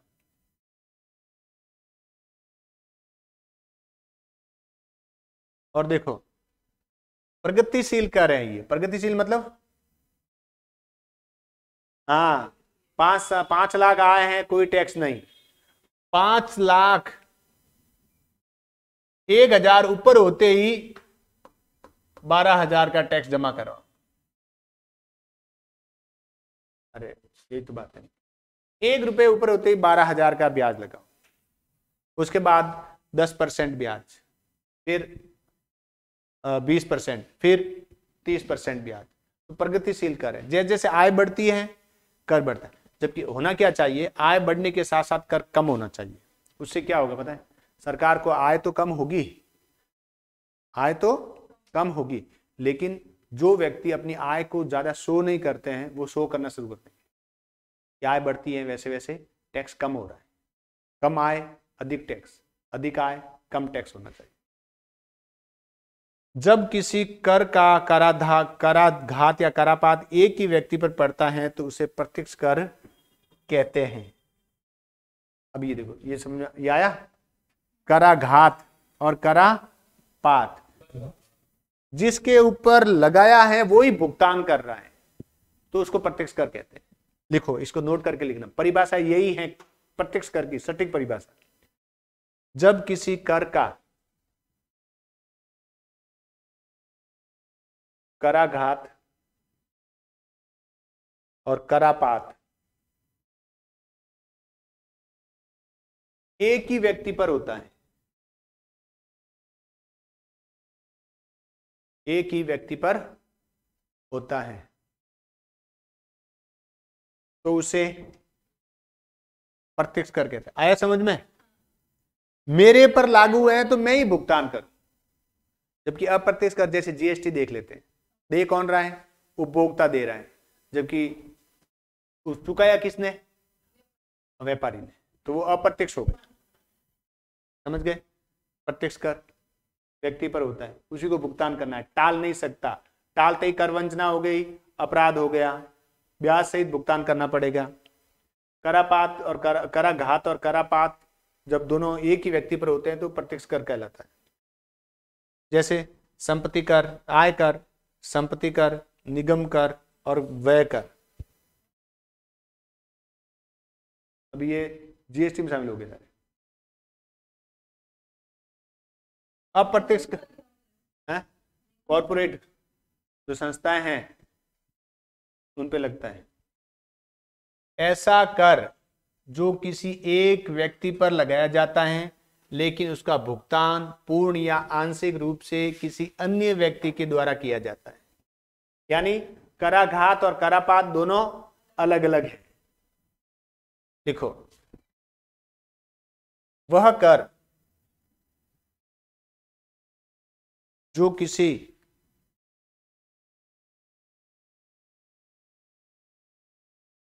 एक व्यक्ति पर लगाया जाता है,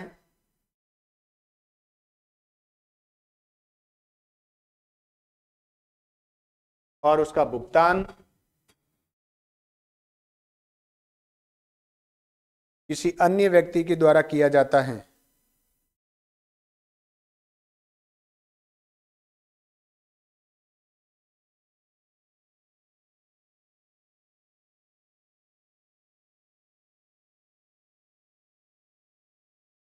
जैसे उत्पाद शुल्क, जीएसटी, सीमा शुल्क।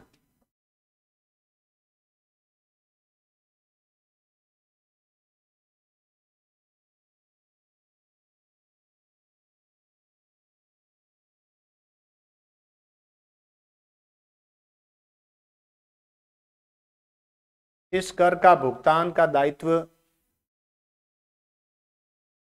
इस कर के भुगतान का दायित्व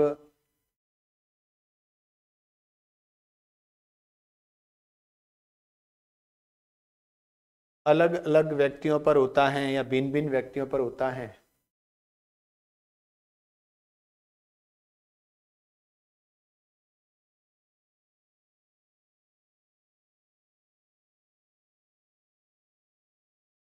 प्रत्यक्ष कर होता है वो प्रगतिशील होता है और ये अप्रगतिशील होता है। यूं नहीं कि जैसे जैसे खर्च बढ़ेगा वैसे वैसे आपका टैक्स बढ़ेगा, ऐसे नहीं है कि 1000 रुपए की चीज खरीदने पर 12% टैक्स, 2000 की खरीदने पर 18% टैक्स, ऐसा नहीं होगा।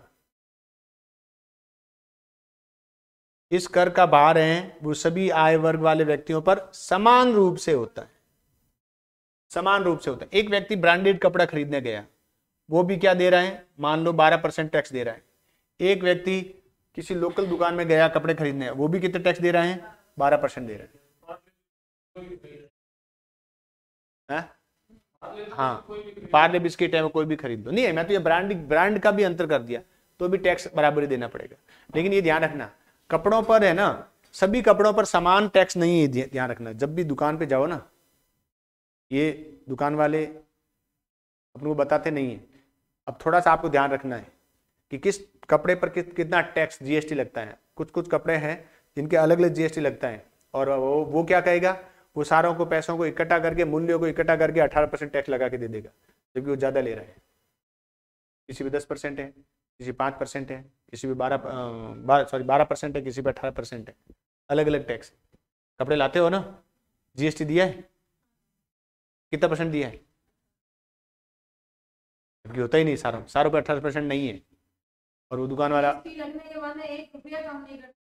काम, बात में कम की बात नहीं कर रहा हूं, हर कपड़ा अलग अलग कपड़ों पर टैक्स है। वो एक ही कैटेगरी के कपड़े पर एक प्रकार का टैक्स है, दूसरी कैटेगरी के कपड़े पर इस पे खादी पर टैक्स नहीं है। वो छूट दे देता है, छूट दे देता है, इस पे नहीं है टैक्स। जो ब्रांडेड जो भी है ना, मॉल में जाओगे आप, ब्रांडेड किसी कंपनी, वहां टैक्स लगेगा।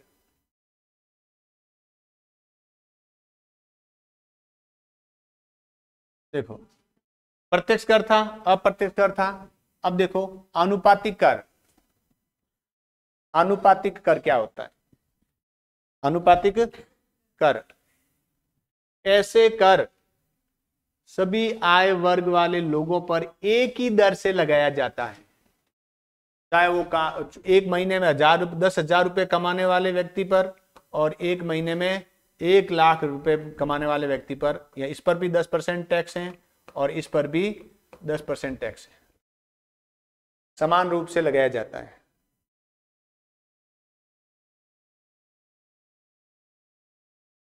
सभी आय वर्ग वाले लोगों पर एक ही दर से लगाया जाता है।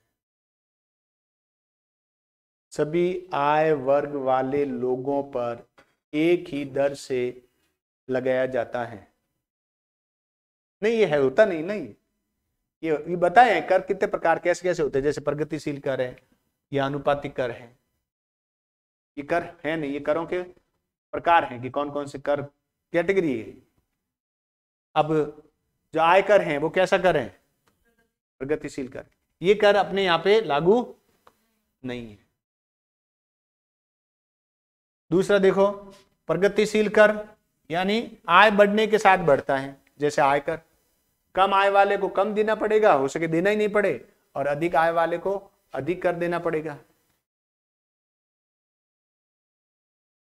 जैसे जैसे आय बढ़ती है कर का प्रतिशत बढ़ता है। जैसे आयकर कोई देख लेता, सिंपल से अनुपात प्रगतिशील, प्रगति के अनुसार जितना व्यक्ति जितना ज्यादा कमाएगा टैक्स उतना ज्यादा देना पड़ेगा। तो व्यक्ति, कई लोग होते हैं, ऐसा होता तो नहीं है सामान्यतः, वो कर बचा लेते हैं, पैसा शो नहीं करते हैं। अगर शो करना, वैसे तो ये जो कर है ना, ये अगर सोचे ना तो प्रगति में बाधक है ये कर। प्रगति बाधक कैसे है? या तो वो अगर आय बढ़ी तो एक सीमा तक तो टैक्स देगा, एक सीमा से अधिक आय होने पर वो उस आय को क्या कर देगा, छुपा देगा। तो उसको क्या कहते हैं? कर वंचना कहते हैं। आय पर जितने कर लगा उसकी तुलना में वो कर कम देगा। या फिर हाँ, वो ब्लैक मनी होगी। या फिर क्या करेगा, वो कर को कम करने के लिए मैनेज करेगा, वो सीए से बात करेगा कि मैं अपने कर को कम कैसे करूं।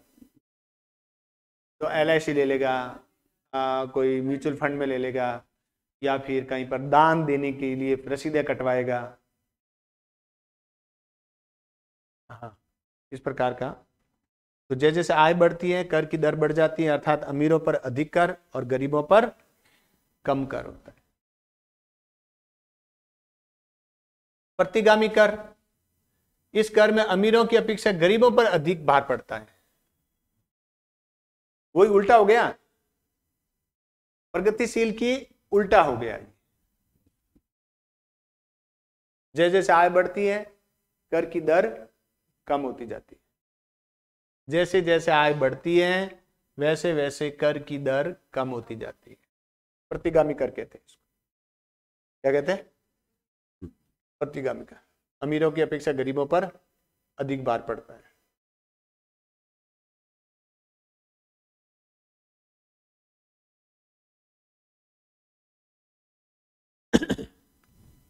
यद्यपि ये अपने आप प्रगतिशील कर है, ठीक है। ये यद्यपि कहीं पर कोई डिस्कस वाला या कोई व्यापक जो डिस्क्रिप्टिव टाइप का प्रश्न आए तो वहां उत्तर होगा, वरना ये नहीं होंगे। कर प्रणाली है, ये करों के प्रकार है। विशिष्ट कर, ऐसा कर जो वस्तु के वजन, आकार और उसकी प्रति इकाई के आधार पर लगाया जाता है, उसे विशिष्ट कर कहते हैं। किलो के आधार पर, 10 किलो लोगे तो इतना टैक्स लगेगा, 5 किलो लोगे तो इतना टैक्स लगेगा। प्लास्टिक और जो बेचते हैं ना वो आती है ना, टैक्स किलो पे लगता है। खरीदते तो किलो। अरे खरीदते नहीं, टैक्स की बात कह रहा हूं मैं। खरीदते तो किलो के हिसाब से ही है। दिल्ली में चले जाओ, कपड़े भी किलो के हिसाब से आधार पे मिलते हैं।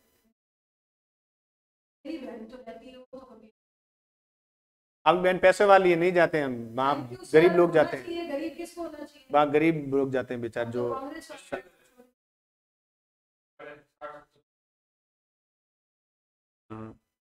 ये केम रोड पे जो कपड़े मिलते हैं ना, 50 रुपए में शर्ट, वो 100 रुपए किलो आए हुए हैं।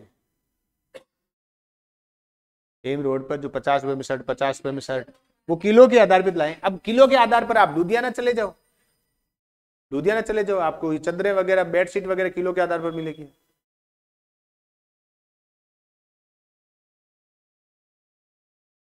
हाँ,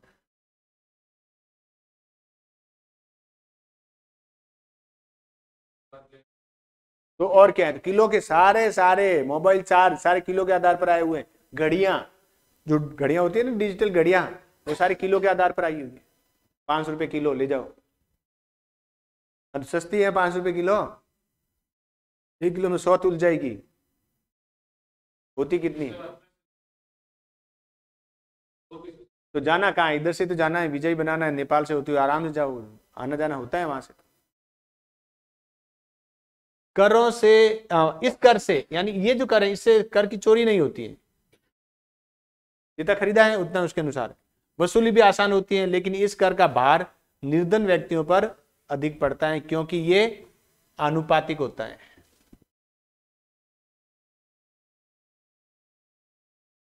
यद्यपि ऐसा है नहीं अपने आप। विशिष्ट कर, वजन, आकार और प्रति इकाई एक वस्तु खरीदोगे, एक इकाई खरीदोगे, इकाई मतलब एक एक आइटम पर।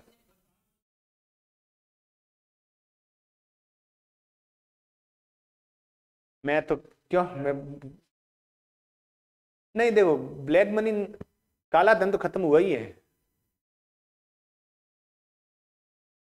अब वो पड़ा रहने दो, क्या है उसमें, अब वो यूज ही नहीं है, कैसे होगा? नोटबंदी के बाद वो ये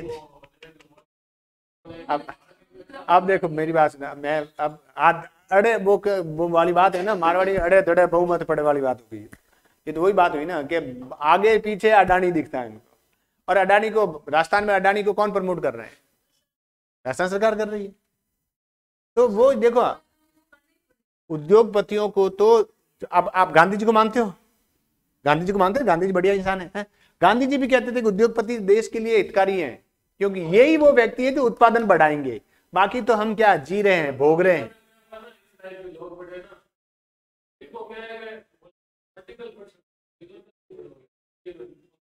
हाँ, ताकि वो दूसरा इंडस्ट्री है, मोनोपोली नहीं हो जाए।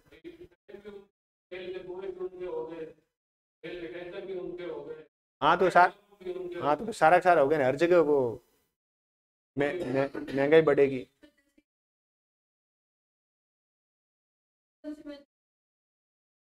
वो वहां की करेंसी में जमा है, गया तो यहाँ से वो पैसा ही ना, यहाँ से तो वो 2000 के नोट में थोड़ी आएगा। तो वापस आया कब? मूल्य अनुसार कर, मूल्य के अनुसार कर, 10 रुपए की कीमत है मूल्य तो इतना कर, 50 रुपए की कीमत है तो उसके अनुसार कर। इसमें कर वस्तु की कीमत और मूल्य के आधार पर लगाया जाता है। महंगी वस्तु अधिक कर, सस्ती वस्तु कम कर। हाँ, जैसे आता है बजट में, एसी है वो महंगा कर दिया गया, विंडो एसी है वो सस्ता कर दिया गया, जो आउटर और जो दो अलग पार्ट में लगता है उसको महंगा कर दिया गया। विंडो में कहाँ लगता है? स्प्लिट एसी में लगता है, आउटर सब में कहाँ लगता है? अब कोई नहीं चलता है, वो जमाना गया, गडर चलता हो, अब कुछ नहीं चलता है, गडर चलता है ना, गडर। एसी नहीं चला है। हाँ तो उस जमाने का वो जमाना बहुत आउट हो चुका है। हाँ हाँ, वो गैस भी नहीं डालनी पड़ती, बड़ा आसान, तो आप खुद भी खोलो और चढ़ा दो उसको, इसको तो मिस्त्री बुलाना पड़ेगा। वो गडर वाला बढ़िया था। अधिक मूल्य की वस्तु पर अधिक कर, कम मूल्य की वस्तु पर कम कर लगता है। इसमें गरीबों पर भार कम पड़ता है, क्योंकि गरीब है वो सस्ते मूल्य की खरीदेगा और अमीर है वो अधिक मूल्य की खरीदेगा। तो जो जितने भी महंगी वस्तुएं होती हैं उन पर टैक्स ज्यादा लगता है, उन पे टैक्स है वो ज्यादा लगता है।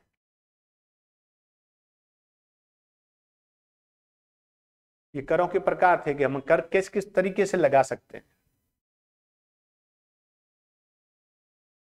यद्यपि अपने ये है कहीं कहीं, बजट आएगा तो आप ध्यान रखना, बजट आए तब ध्यान रखना। जैसे हाँ कि महंगी कर दी, या फिर आइटम का नाम लिखा हुआ होता है, जैसे कॉस्मेटिक गुड्स होते हैं, जो श्रृंगार प्रसाधन की वस्तुएं होती है, ब्रांड लिख दिया जाता है, ब्रांडेड की ये इन पर टैक्स है, लोकल पे इतना टैक्स है।